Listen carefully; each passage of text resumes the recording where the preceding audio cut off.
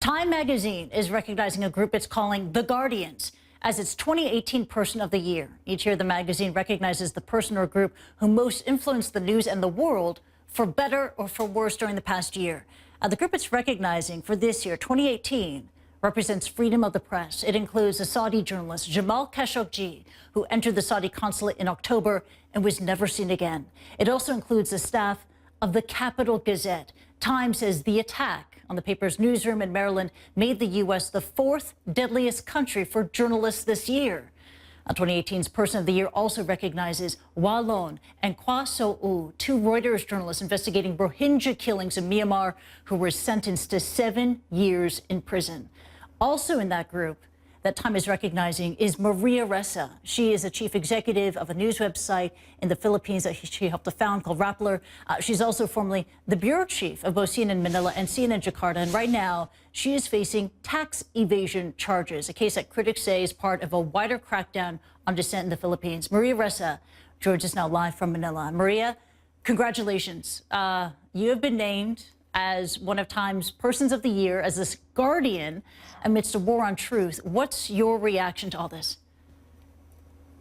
It's bittersweet. I mean, it's daunting, right? Look at the challenges that we are facing, and the other three who are named in this.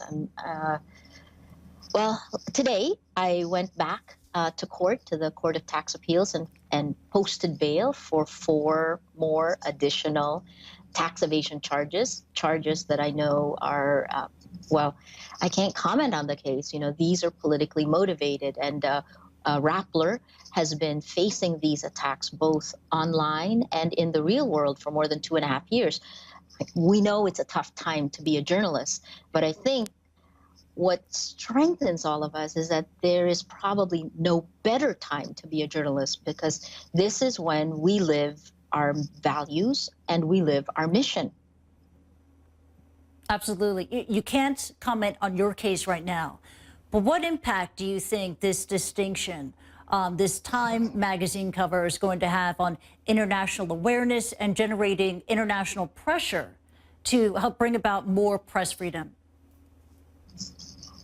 Yeah, I hope it's positive, but we can't tell. It's that uncertain, right?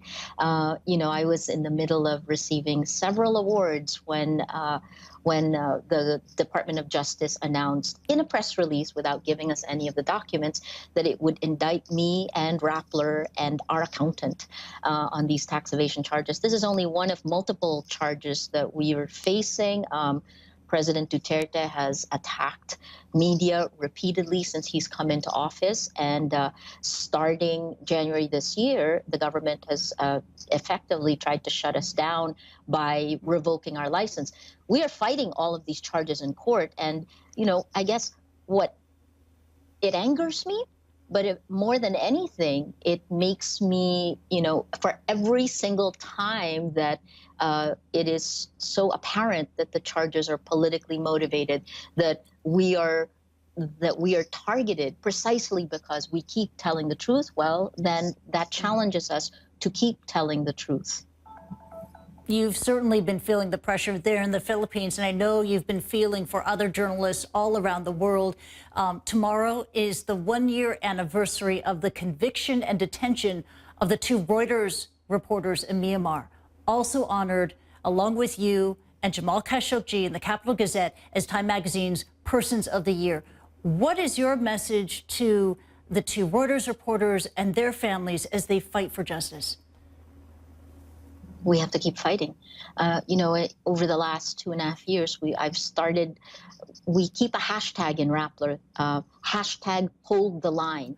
You know, what we're trying to do, we are not against government. We are not targeting anyone. What we are doing is holding the line. We draw the line to say, on this side, our Constitution says we're a democracy. On this side, we're not. And I think that's what we have to do. We need to stay principled. We need to make sure that we continue to challenge every time authorities anywhere around the world moves that backwards. And I think we have to. Myanmar is a special case.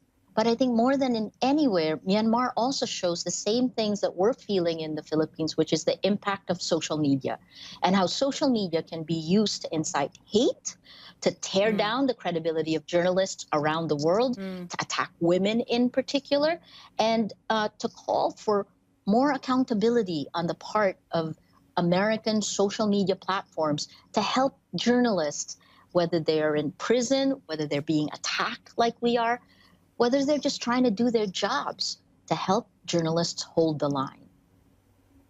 Holding the line. Maria Ressa, one of the Guardians named as one of the Persons of the Year in Time magazine. Congratulations. Thank you for sharing your thoughts with us. Take care.